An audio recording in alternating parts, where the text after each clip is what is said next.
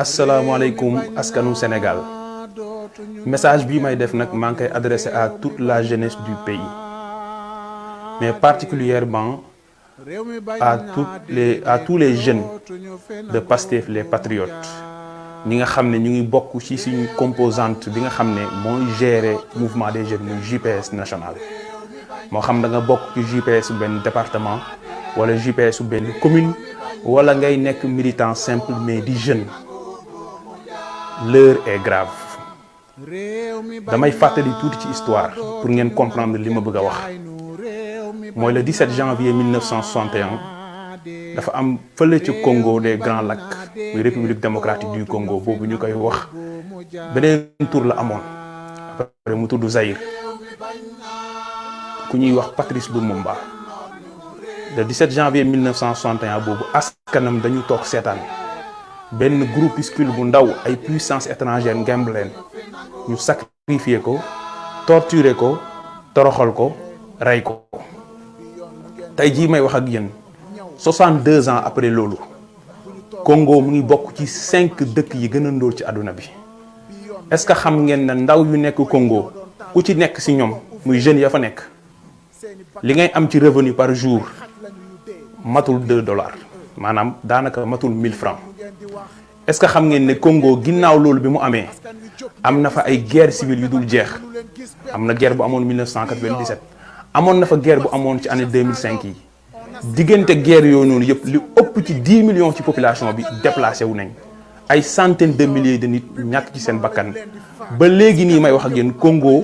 am na benn mouvement bu ñu fay wax mouvement M23 boo xam ne mouvement rebelle la li muy rey ci ay bakkan li muy créer ci ay jéey ci réew mi kenn xamul nu mu toll loolu exemple bu leer la dëkk boobu noonu bi ñu tollee ci un moment de l'histoire xeex bi ñu war a xeexuñu ko tey lu mu leen jural ci ay jafe-jafe ak ci ay loraange dëkk boobu ngay dem nga dem Kivu wala nga dem Katanga li fa nekk ci ay mine moo xam cuivre la moo xam cobalt la moo xam coltan la xale yi koy gas dañ leen di forcer ñu koy gas ba dañuy ñàkk seen bakkan ci conditions yu difficile bu ñu arriéré tuuti ci histoire ñu dellu Burkina le 15 octobre 1987 Thomas Sankara bi waa Burkina nanguwee benn nit sacrifié ko moom ak ay quelques gradés de l'armée mais ay puissance étrangère ngemb leen lan la leen jural tey Burkina lu ëpp 40% territoire bi nekkul ci loxo état bi tey Burkina bokk na ci mun nañ ne mooy 164e pays bi gën a ndóol ci àdduna bi mais misaal bi ñu gën a jege mooy Sénégal 17 décembre 1962 combat yu ñu waroon xeex pour Mamadou Dia projet bi mu doon porté te Pastef di ko porté tey nga xam ne projet la boo xam ne da doon tinki Sénégal ci ñi koy noot ci ay forces yu nekk ci biir réew mi ak ci bitim réew projet boo xam ne da doon tabax une république boo xam ne dafa méngoog réew mi seeni bëgg-bëgg mais république boo xam ne dafay jubal bi sénégalais yi toogee seetaan lu mu jural tey Sénégal mooy classe politique bi ñu am nii ñun ñëpp xam nañ ne dëkk bi doxut ñun ñi ay jeunes question bi ñu leen di posé nag mooy est-ce que ñun dañuy nangu suñu avenir ñu tayle ko quelques personnes yoo xam ne réussir nañ ay concours nekk ay magistrats def 15 ba 20 ans ci carrière parce que dañu bëgg a am promotion parce que dañ leen dig tel poste parce que lan am na ku ñu wax ak ci suuf am na lu ñu leen jox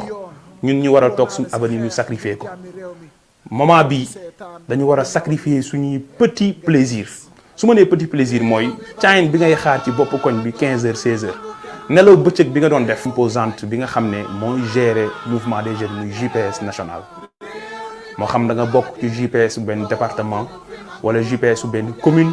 wala ngay nekk militant simple mais di jeune l'heure est grave damay fàttali ci virage boo xam ne dañuy libérer réew mi ba faw wala ñu des ci moomu njàm ba faw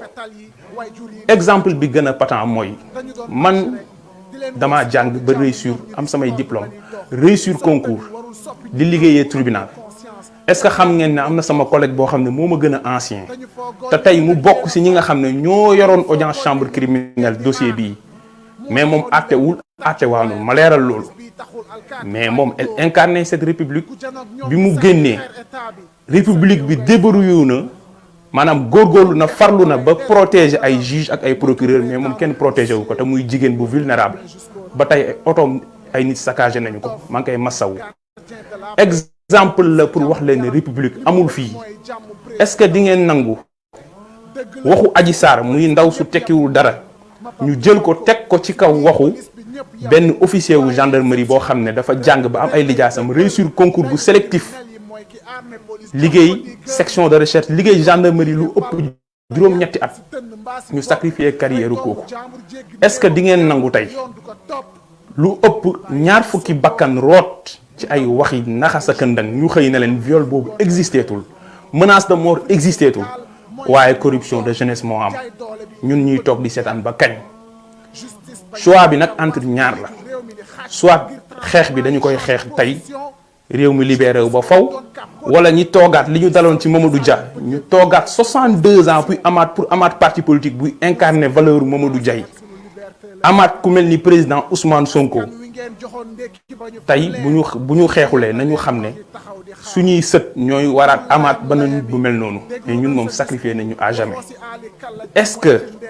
commande politique u benn nit boo xam ne nee na woote na dialogue ba ña sa teew ñu si ëpp am nañ plus de 60 ans 65 ans dialogue ba ña sa teew xam nañ ne askan wi désavoué nañ leen maanaam askan wi bëgguñ ñu leen dialogue ba ña sa teew ñoo la gën a xam ne élection bu démocratique bu amee ci réew mi askan wi président Ousmane Sonko la jox bopp mais nee nañu par force ñoom dañ leen gouverner par la force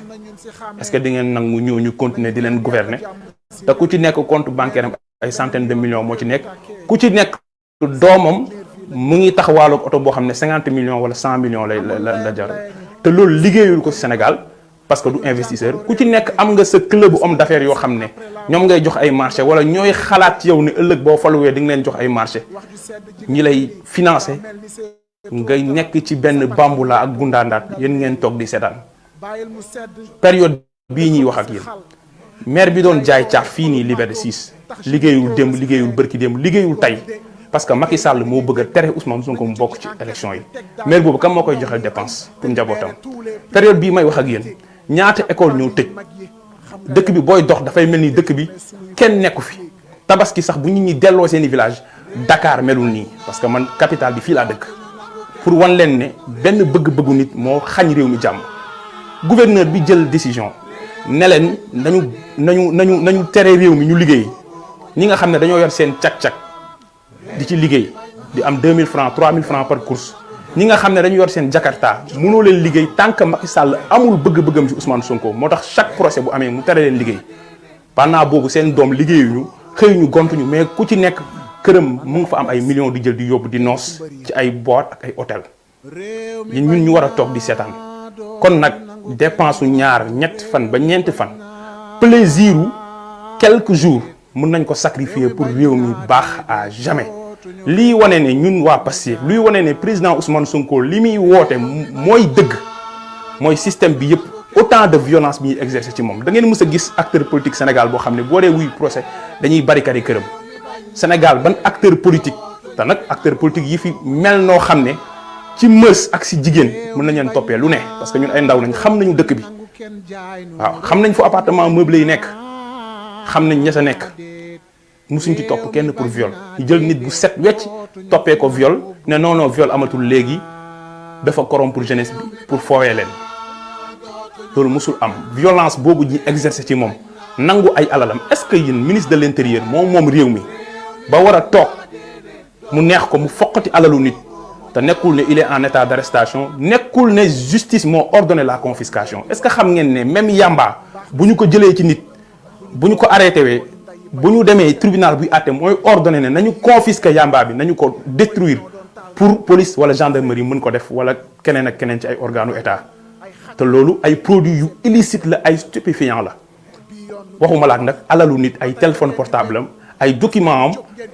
ay matériel am ñu confisquer ko arbitrairement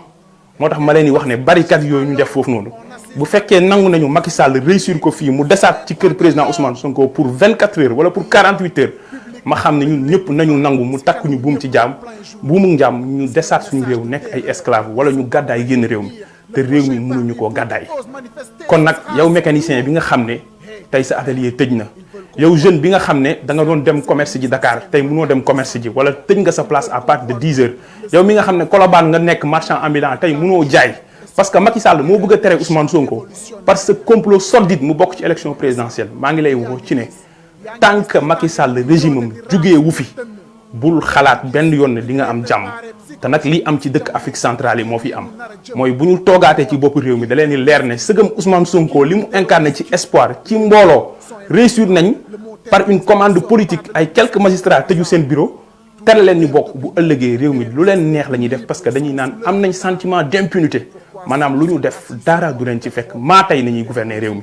kuy booy dawal cak-cak sax mun nañu xëy créer seen i société seen i nit ku bokkul seen clan doo liggéey ci benn activité ñu lay jox ay salaire yu misérable te loolu am ngeen ci ay exemple yu patent ci réew mi kon nag l'heure est à la libération définitive du peuple institution yi fi nekk ñun ñoo ko fi def policiers yi gendarmes yi di sol tenue wala ñu yor ay armes wala ñu sol ay blindé wala ñu yor ay oto gasoil bi essence bi bu nekk ci oto boobu ñun ñoo ko ci def suñu xaalis la est-ce que dinañ toog di seetaan loolu duñu duma te suñu alal la woon ñu jox leen ko pour ñu protéger ñu mais léegi protéger tuñu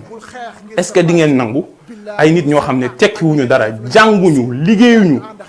ay nit yu samba booy nañ ñi xam ne ñu ay taxawaalukat ñooñu ñoo war a sacrifier suñu avenir parce que dañ leen jox 15 000 francs wala 20 000 francs par jour muy ay nervi nit ñi nañu jël seeni matuwaay parce que ay voyous ay criminel bu ñu naree dal sa kaw da nga war a défendre sa bopp loolu yoon moo ko wax te mooy légitime défense kon maa ngi woo askanu Sénégal yépp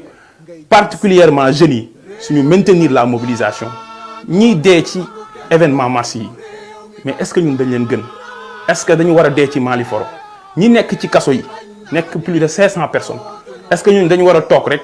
di lekk di naan amaluñ benn njëriñ réew mi ñu jàpp ne ñoom dem nañ fa ci Mali foro ñu def fa 10 ans 20 ans parce que li leen ñu toppee ku ci nekk si ñoom ñu ci ëpp si ñoom 10 ans 20 ans mën na leen ci fekk ñun ñu continuer toog ku ne sa bopp war nga xool ak sa miroir sa bopp xam ne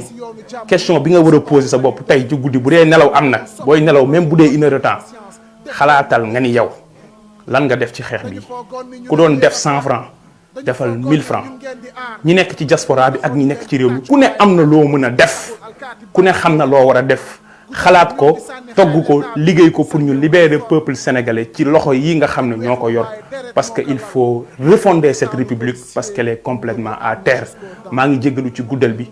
di leen sant di leen gërëm di leen woo à la mobilisation et à la résistance wasalaamualeykum wa rahmatullahi wa barakatuh